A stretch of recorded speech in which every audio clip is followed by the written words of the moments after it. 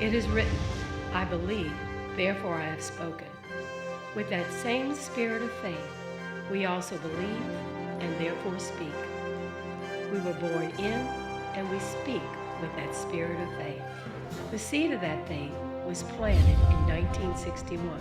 It took root during the Second Vatican Council, and it continues to grow and flourish today as our diocese and our parishes respond to the call of Christ and the continuing inspiration of His Spirit of faith.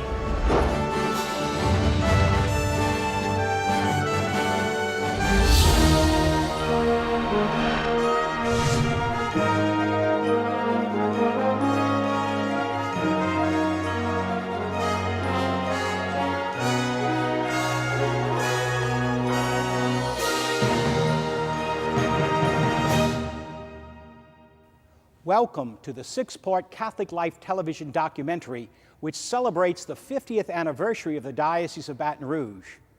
We invite you to learn more about our local church, from its historical origins dating back to the late 1600s, to its formal inception in July 1961 with the signing of the official papal decree, through its current Golden Jubilee of 2011. Ours is a story of meager beginnings, exciting evolution, and monumental growth. It is a story of divine grace and human inspiration. Quintessentially, it is a story of the dynamic interaction of a faithful, provident God with His responsive, tenacious, resilient people and community, which we proudly and gratefully call church.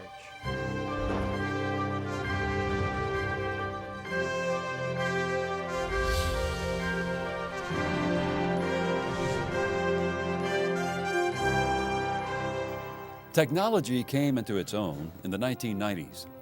With the birth of the World Wide Web, Americans changed the way they communicated, learned, and spent money, as emerging platforms made for new possibilities.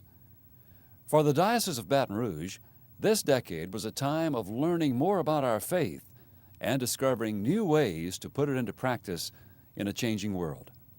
The new Catechism of the Catholic Church, promulgated by Pope John Paul II, was issued as a provisional text in 1992. The first official version followed in 1994. The Diocese of Baton Rouge experienced profound grief in the early 1990s as our beloved shepherd, Stanley Josephat, died of inoperable cancer.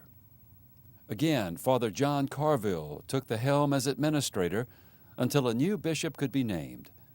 Gradually, people of the diocese moved beyond their sadness into an era of fast-moving technological change, and we emerged thankful that a bishop up to the task had been sent to shepherd us through. I was first administrator of the diocese for an entire year after Bishop Ott's death. The diocese was in very good shape at that time. Archbishop Hughes followed Bishop Ott. He was certainly a surprise. I was waiting and waiting and waiting to get a little letter. It was a full year before Bishop Hughes was appointed here. And of course we didn't know him. But the protocol is the administrator has to call the person and of course welcome him to the diocese. And he said, you know, gee, I really don't know anything about it. You know, your area, I'm looking forward to learning. I said, well, I'd be glad to come up there, tell you all about us. And he said, good. And so I did. From the beginning, I thought this was a guy you really could work with. And he was. He was a very easy bishop to work with. Bishop Hughes was the fourth Bishop of Baton Rouge, and I have to hand it to Bishop Hughes.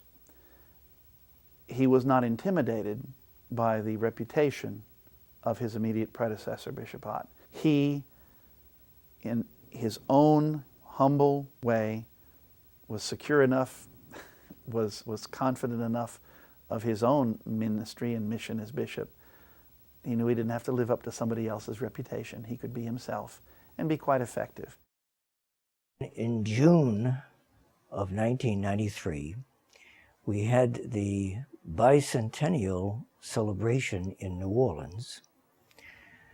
The bishops of the United States had their June meeting in New Orleans to mark the bicentennial observance.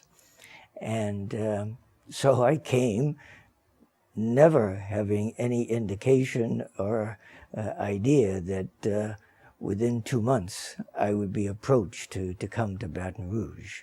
I knew that the diocese was vacant. I had known Bishop Ott. He was a fellow alumnus of the North American College. He served as the chairman of the Bishop's Committee on Laity. I knew of him as a genuine and holy man. The fact that the Vatican wanted to make sure that Bishop Stanley Ott's successor would be in place before the first-year anniversary of his death said a lot to this diocese about how important we are to the Universal Church. Bishop Hughes carried on many of the legacies that Bishop Ott had left as far as Christian formation, as far as evangelization, communication. His background was different, though. And because his background was different, he approached it differently. He was much more of an academician. He had been in universities, in seminaries, and so he tended to present things more from an academic perspective. As far as the newspaper is concerned, Bishop Hughes was still very involved with it. He also wrote a column, but his perspective was a little different. He wrote more from an educational, more of a catechetical perspective, more of a teaching use of the newspaper.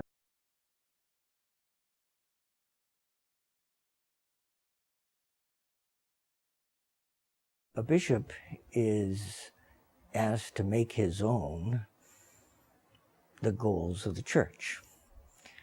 The mission to make Jesus Christ better known and loved and responded to, and to do it through the ministries that are entrusted to him. A ministry of sacrament, a ministry of word, a ministry of pastoral outreach, and a ministry of governance. I always saw my goals to be the goals of the church.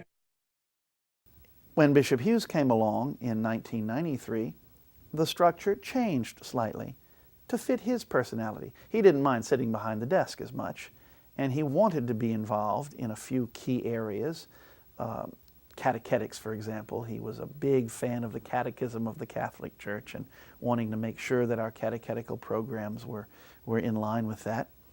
And so the administrative structure changed slightly to allow him best use of his gifts and talents. I really think the same thing is still going on. You don't make any one particular bishop or any one particular department head fit a structure that was designed for someone else. There should be the kind of flexibility and openness toward collaboration and covering for one another and reallocating resources and responsibilities so that everybody's gifts and talents are maximized. To work with Bishop Hughes. He clearly was an administrator. Many people who met him knew that he pored over documents and he pored over ideas. Bishop Hughes was famous for not moving to another subject until he fully understood the subject at hand. Sometimes that was a painstakingly slow process because he wanted to make sure he had everything right. That's the administrative gift that he had, but he was always able to, in my opinion, administrate with a pastoral hand. Bishop Hughes came in not knowing anyone, but he's a man that's easy to work with, very, very easy to work with. And he's also a person who thinks very clearly. And so he can tell you exactly, what he wants. And he had to work, in a sense, from the top down, because he had this genius for remembering flowcharts. And he always knew exactly whose responsibility something was and how the reporting should go up and down. And he kept all of this in his head. He never failed, when he gave someone a job, to, at the proper time, call the person back into his office and get a full report. And he had his checklist, and he would check off if everything was done. If he wanted to change a little, you would find out why. And he was always tremendously grateful for whatever you did for him. He really was the most organized bishop I've ever worked under. He knew all of his priests very, very well. He was the right man for the job at that time. Bishop Hughes was very active in the United States Conference of Catholic Bishops. He was very respected as a theologian. He followed Bishop Tracy as the second Bishop of Baton Rouge to publish a book during his tenure, a book on spirituality, which was his field. He had a doctorate in theology. And he continued to serve on many boards of the National Bishops' Conference that dealt with publications of the conference, that dealt with scripture, translations of the Bible, or translations of liturgical prayers, things like that. And so he was often gone, serving on these different boards. And yet, with all the work he did outside of the diocese, he very much was a hands-on bishop, within the diocese. He always asked for everybody's reports. I thought he was an excellent administrator. The implementation of the new catechism of the Catholic Church became a focus during the administration of Bishop Hughes. The 1990s were also a time of re-emphasizing fundamental principles in liturgy. I inherited a situation in Baton Rouge not unlike what most dioceses in the United States experienced at that time. Poor catechesis. There had been a lot of experimentation that had taken place in the post-Vatican II period in the way in which catechesis would be offered. Much of that catechesis de-emphasized content and focused a lot of attention on development of new methodologies and new pedagogy in teaching. At the same time as I assumed responsibility for the Diocese of Baton Rouge, the Catechism of the Catholic Church was promulgated.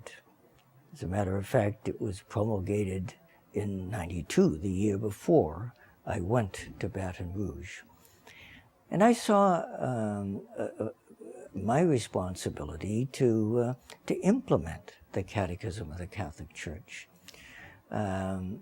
This involved some real challenges, but I think an extraordinarily important effort. I wanted very much that the liturgy be celebrated in each parish in a way that really fostered the Christian life of the faithful. I inherited a wonderful liturgical practice in Baton Rouge. When I went around to the parishes, and I did that regularly, I was very concerned to review what was going on and help in the strengthening of liturgical practice, and to model at the cathedral the celebration of the Eucharist. I believe that the Baton Rouge Diocese does extraordinarily well in the celebration of the Eucharist. Catholic television programming had begun under Bishop Sullivan's administration, which had partnered with a local station to broadcast the Mass and limited Catholic programming. Under Bishop Hughes' administration, Catholic Life Television was formed, and programming was greatly expanded. Our television ministry had begun through the talents of a deacon, Bob Furlow. He had come from the advertising and TV world. Bishop Ott very much was in favor of having some presence on TV for the diocese, and so Bob set up the weekly Catholic Mass, on TV, and his own show. That's pretty much the extent. It was a question of maybe just a few hours a week that we had.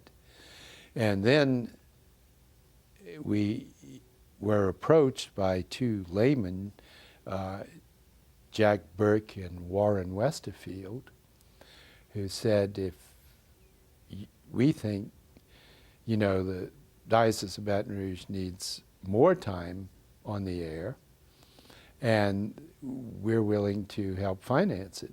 And they did. And so then we began the television station. Ever since then, it's grown, and it grew through the rest of Bishop Ott's tenure and then through Bishop Hughes's tenure very much.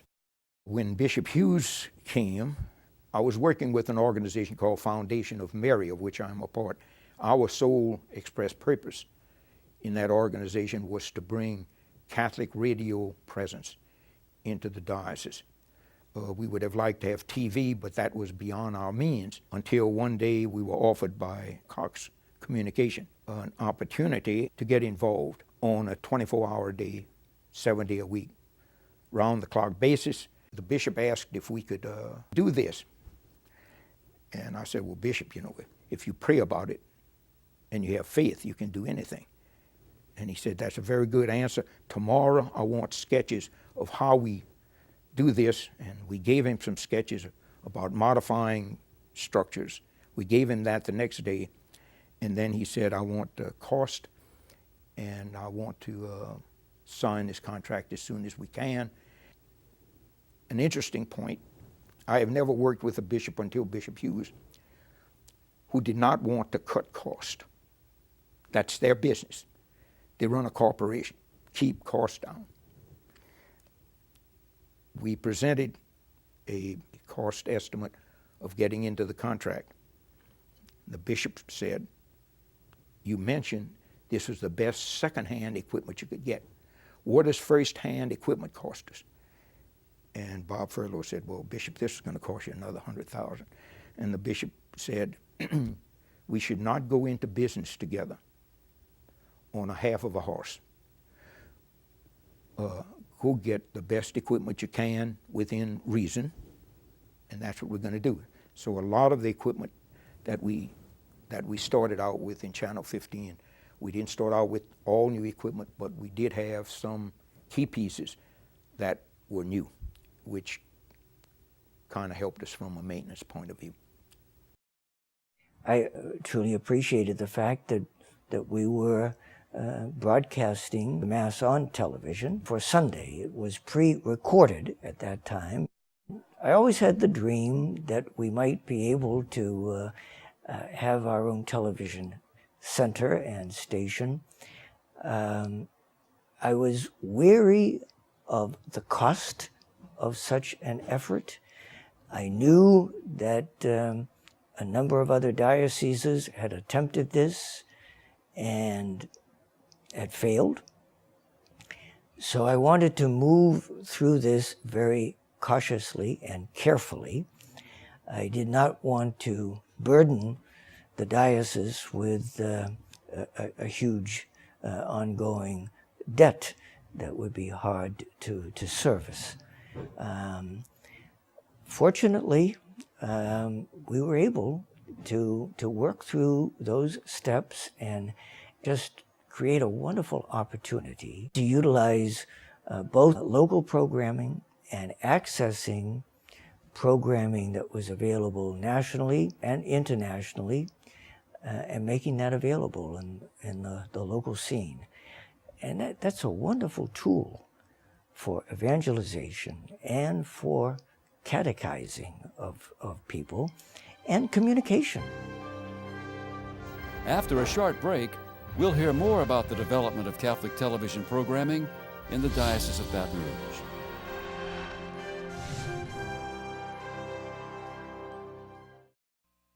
Roots of Faith, the history of the Diocese of Baton Rouge, written by Lee Loomis and Renee Richard, former archivists of the Diocese of Baton Rouge and original hosts of Roots of Faith.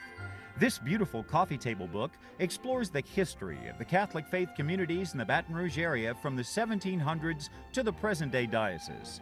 With more than 150 pages of history, early photographs of area churches, and present-day Catholic life, you'll discover the rich heritage and culture not only of the diocese, but the individual unique parishes that contribute to its fabric. To reserve your copy of Roots of Faith, the history of the Diocese of Baton Rouge, please contact your parish church to obtain more information on how to place an order.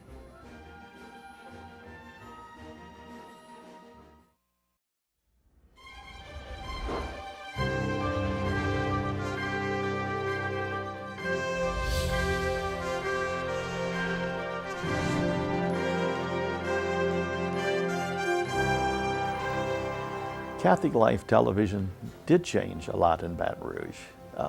The most obvious change is that elderly and infirm people who can't come to Mass now can be part of the Eucharistic celebration by watching it at home.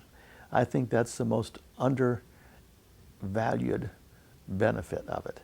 It's nice to see Mass celebrated somewhere else in another town or something, but to have it done in your town by somebody you know, and to see a local congregation, even if they might be 10 miles away, 30 miles away, celebrate.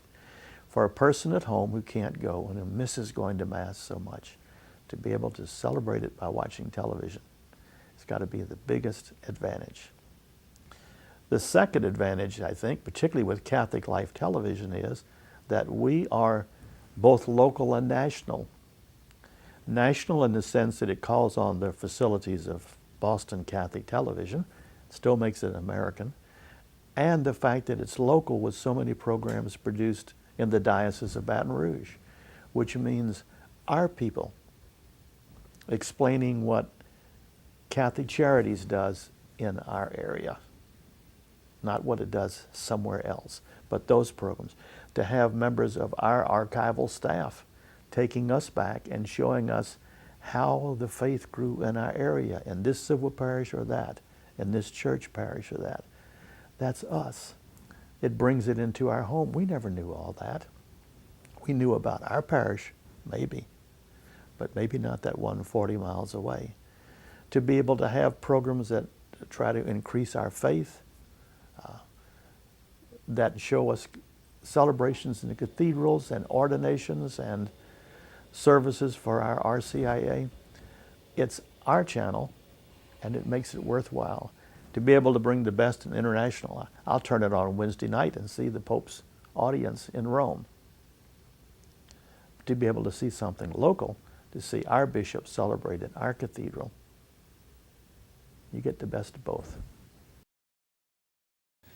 Bishop Hughes approached his governing and fiscal responsibilities as shepherd of the diocese in a dedicated and prayerful manner. As Hughes became aware of various needs throughout the diocese, a comprehensive plan was created to address the immediate concerns and plan for the future. The bishop has a responsibility for governance. I inherited a debt in the Diocese of Baton Rouge that dated back to the founding of the diocese and the building of the Catholic Life Center.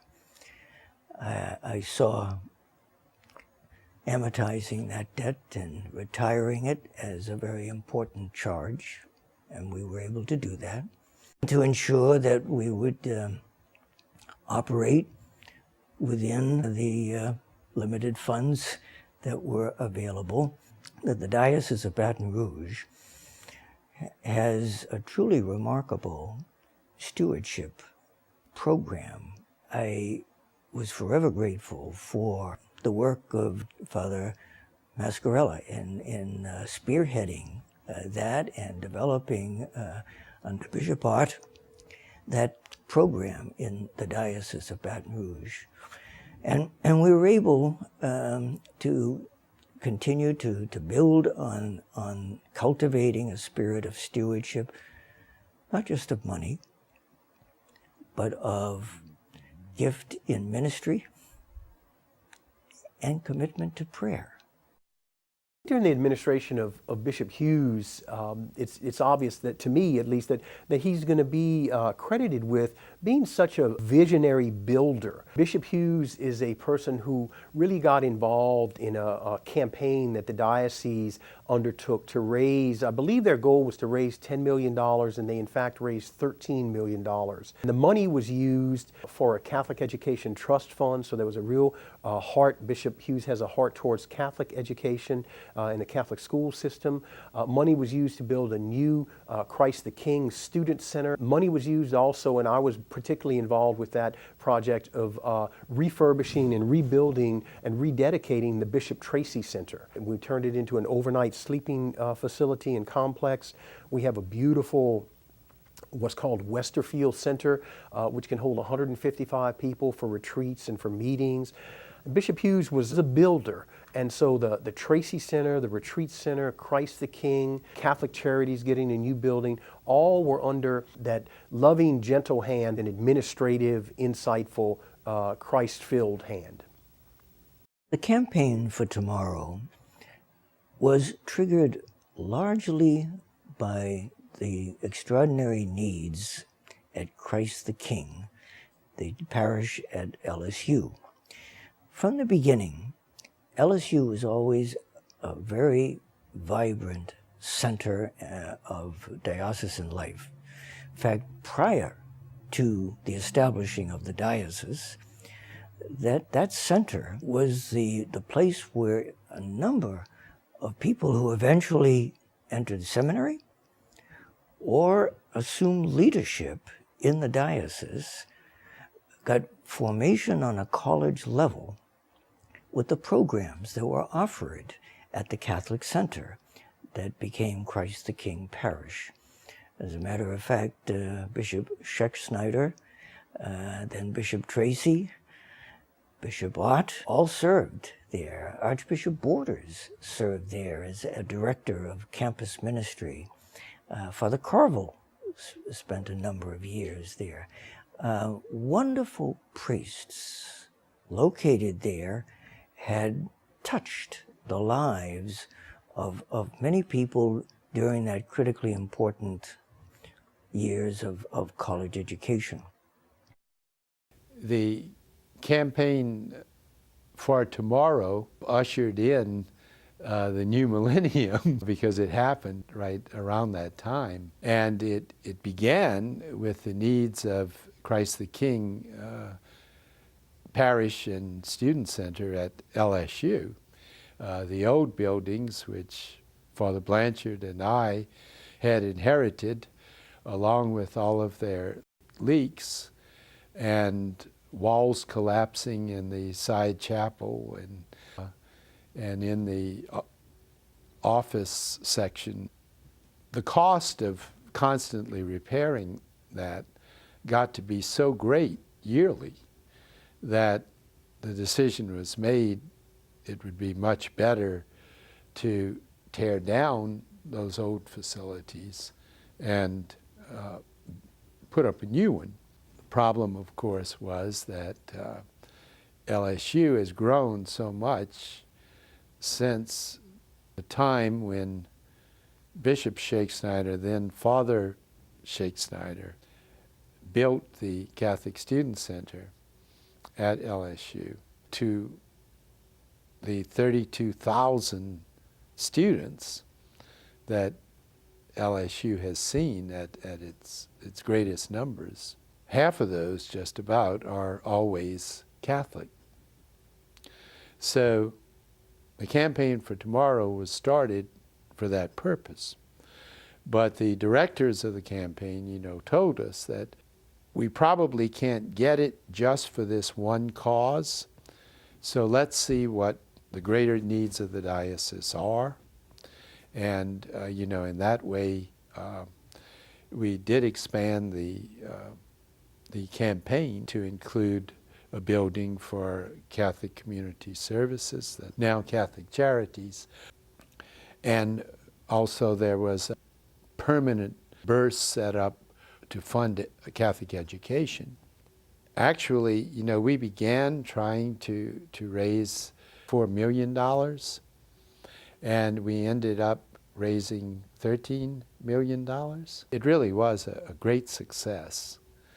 And I know that was probably one of the more difficult things for Archbishop Hughes to do, while he was here, because he didn't really enjoy asking people for money.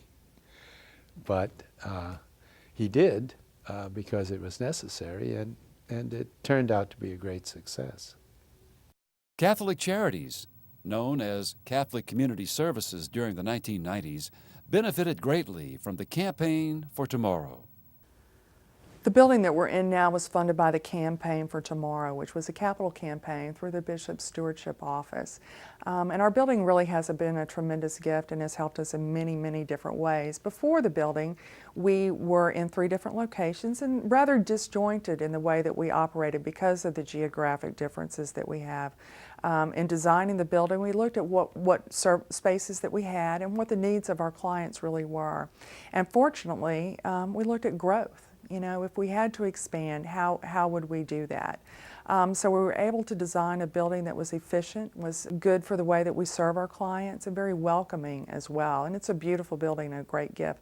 But where we really found out that what a tremendous asset it was to us was in the days after Hurricane Katrina. And Catholic Charities of the Archdiocese of New Orleans really came and lived with us for 6 months. During that time, we were a little cramped and a little squeezed, but we made it work because of that planning that we put in those initial days. And, there's really nothing that I can think of that I would change in that building today. And it still serves us quite well. And hopefully in years to come, we'll be right there. Bishop Hughes visited almost every diocesan parish in preparation for the strategic planning process, and each parish submitted its own plan documents. These were then combined in an attempt to form an overall diocesan strategic planning initiative. Archbishop Hughes came to recognize the value of a 5 to 10 year strategic plan for the Diocese of Baton Rouge, and was very supportive of efforts to develop that plan. It was a 2-year project, and it involved a great deal of work on the part of a great number of people. There was a lot of support for it. We obtained the services of Father David Baldwin, who had done strategic planning in the Archdiocese of Chicago. He's a diocesan priest of that archdiocese. He developed the process, mostly one that he had used before, and implemented a series of 4 whole-day meetings around the diocese, different sections, inviting representatives from every parish to one of those meetings. The first thing we developed was what were the primary areas of need to be addressed in the Diocese of Baton Rouge, and there were 3 clearly identified. Evangelization, secondarily, ministerial service and priestly life in the diocese, and thirdly, education. And education was a broad designation. It included Catholic schools and other forms of education, including adult education, parish school of religion programs, and anything else that could be classified as education. Study groups were formed to do papers on these, and they researched documents from the United States Conference of Catholic Bishops, from Rome, in these areas, and came up with a background paper and specific initiatives that they recommended in the Diocese of Baton Rouge to address each of these areas. These were brought back to 4 regional meetings again in the same places. There was consensus on the report on evangelization, and ministerial and priestly service. There was no consent on the education document. And I think that the problem that lay at the heart of it still exists today. And that's what is the coordinating factor between Catholic schools and other forms of education in the church. How do you put them together in one vision of the church's educational mission? It may take us centuries to do that. Another blue ribbon panel has been formed, came out with another report since the strategic plan was developed. I don't know that it's been resolved yet to this point. But there have been efforts since then, this goes back to 2001, to implement various stages of that strategic plan. And of course, as I said, a blue ribbon panel was formed to work further on the education stage. Parish ministry was very conventional from the mid-60s until the mid-80s. Priests and people together tried to organize their parishes, provide a wide range of ministerial services to each parish. The community of the parish almost became the most important thing to focus on as you built community within the parish setting. As the number of priests, and we have more priests today in the Diocese of Baton Rouge than we ever have, but the number of laity has far outstripped that number of priests. And as the priests fell further and further behind, unable to staff as many parishes, we began to have to combine parish services. Not every parish could be expected to have a full range of services necessarily. Not every parish could have a school and could be content with that. Eventually, in 1985, Bishop Ott discovered that it was necessary to ask one priest, Father Kenny Laird it was, to be pastor of both St. Anne in Napoleonville and Assumption in Plottonville, our very first cluster where two parishes shared a pastor. It was not easy. It was not easy for Kenny, who, as he tried to be pastor of both communities, but it wasn't easy for the people either to adjust.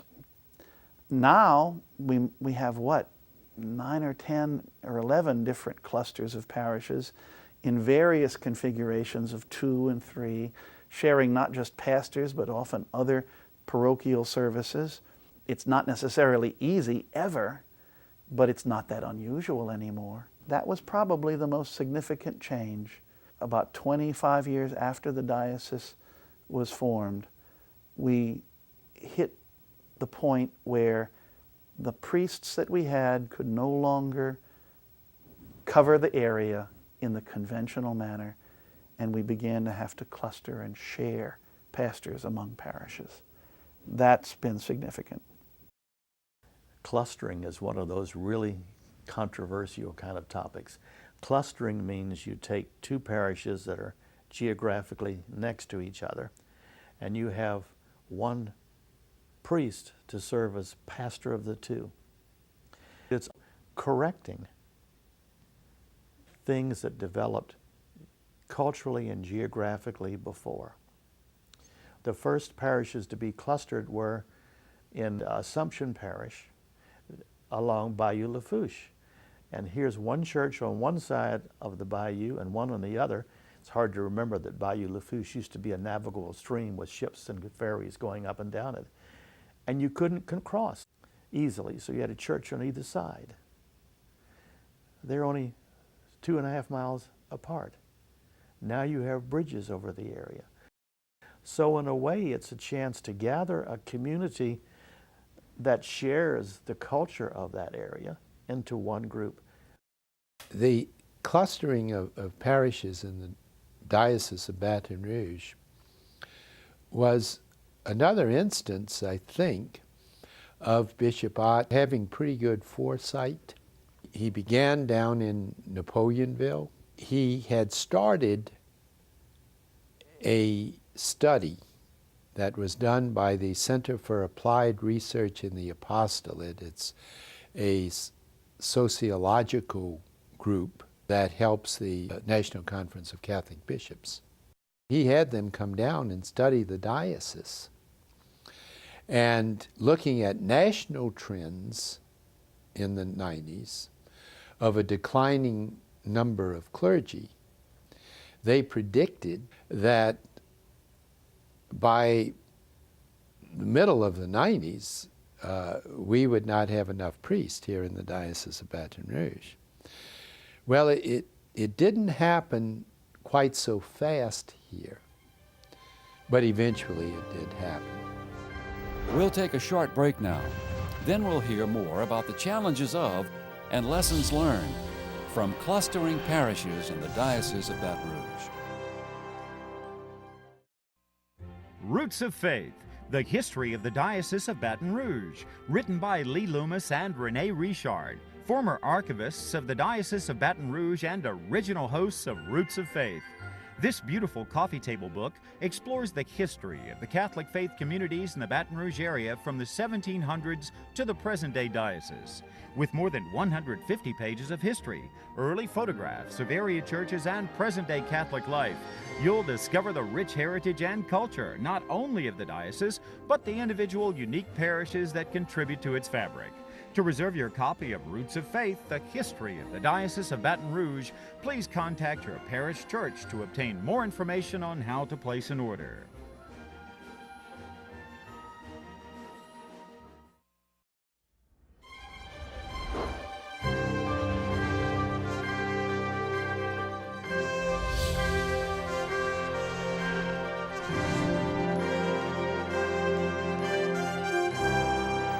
Implementing the clustering of parishes was a necessary, though challenging, endeavor. So part of the difficulty then is to help people break down ways of thinking. When it starts as one priest serving as pastor of two places. That's difficult. They say, where does he live? He likes them more than us. So you have a priest living 3 nights in one rectory and 4 nights in another. But once you begin to serve and see that it really works together, then the question asked next is, do we need 2 parish councils? Do we need 2 finance councils? Do we need 2 religious education programs? Could we not serve the area? And particularly if one church had 500 families and one church has 400 families, together at 900 families is smaller than the average size church in the diocese. There was an historical reason why there are 2 churches there. We celebrate that. But now the reality is a community that embraces the area, so now we celebrate. It's very difficult for a priest. It's very difficult for lay people, particularly when you're so invested in your own place and you feel like you're losing your church and having to go to the other one sometimes. Just one of those difficulties in life. Life changes, the church changes, but the beautiful thing about the church changing is the doctrine stays the same. What we believe stays the same. Bishop Hughes started with 2 parishes that could easily be clustered. He didn't start out of absolute necessity. He just wanted to see, since we were beginning to feel the pinch, but still could cover all our holes. And we learned a lot through mistakes, through making some people unhappy, and having to go back and mend fences. But we found a pretty good way to do it. And I think it's been a great help to the diocese. We've learned to do it in such a way that people suffered the least possible disruption of their lives as Catholics. And at the same time, laity were brought together and brought into positions of leadership in our Catholic parishes. I think it's been a good thing. Certainly necessary. We didn't have a choice, but by starting early, we learned how to do it. I didn't want to close parishes because I didn't want to signal that we were not going to put a full court press on the nurturing of vocations to the priesthood. And I wanted those parishes to be there for priests in the future to be able to serve. The seeds that were sown at that time began to bear fruit about the time as I was leaving the diocese. But I'm also delighted that in the diocese we had the permanent diaconate already established. One of the developments in the Vatican Council was the restoration of an ordained ministry that was part of the early church. The restoration has been a great gift. Now, these men do this in addition to their own work.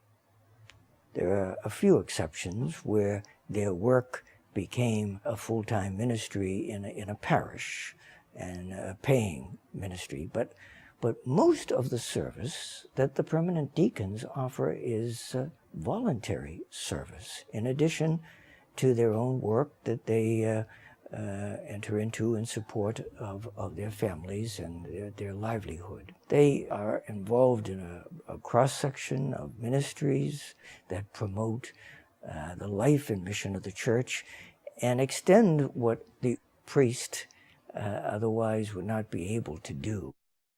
Other ministries, some of which had begun under Bishops Tracy, Sullivan, and Ott, were continued during Bishop Hughes's administration.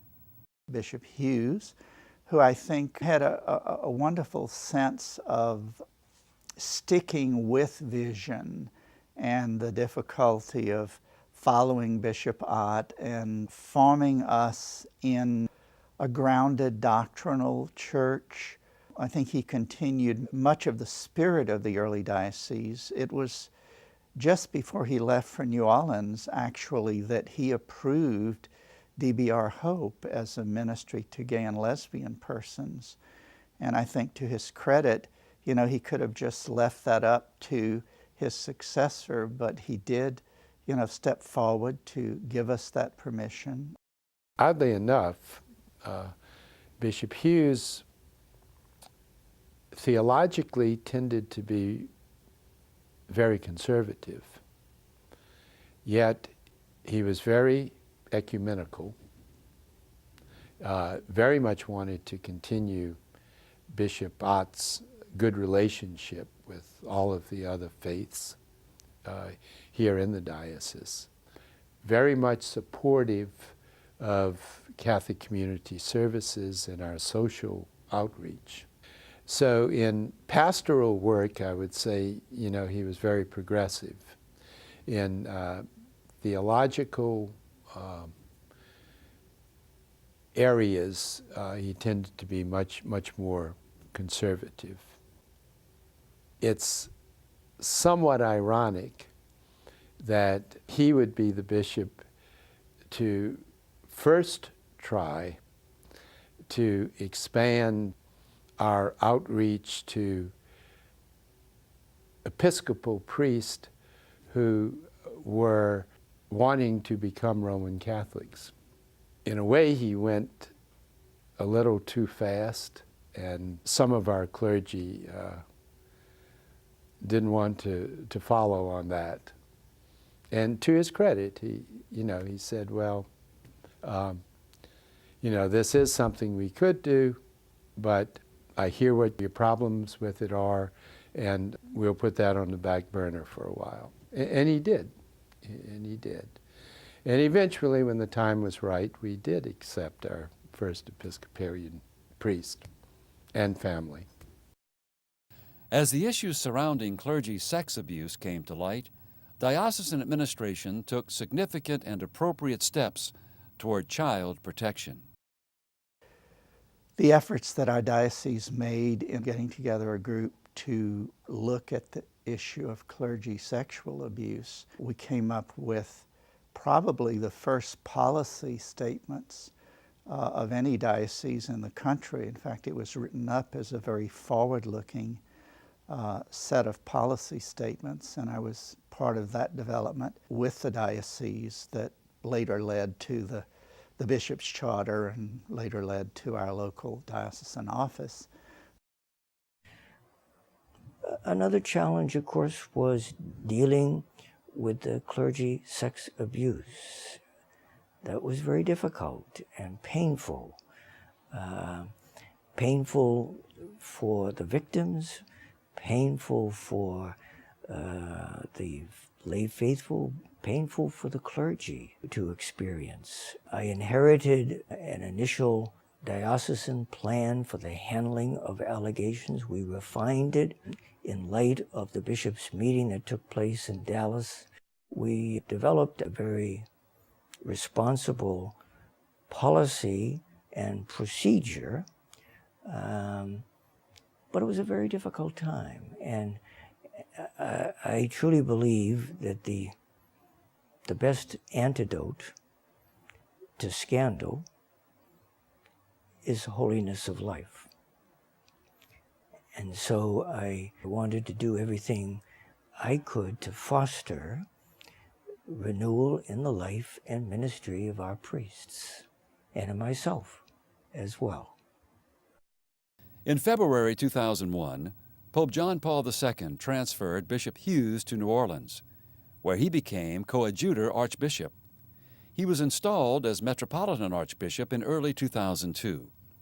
Again, Father Carville, who had continued to serve as Vicar General under Bishop Hughes, was elected to serve as diocesan administrator during the vacancy of the see.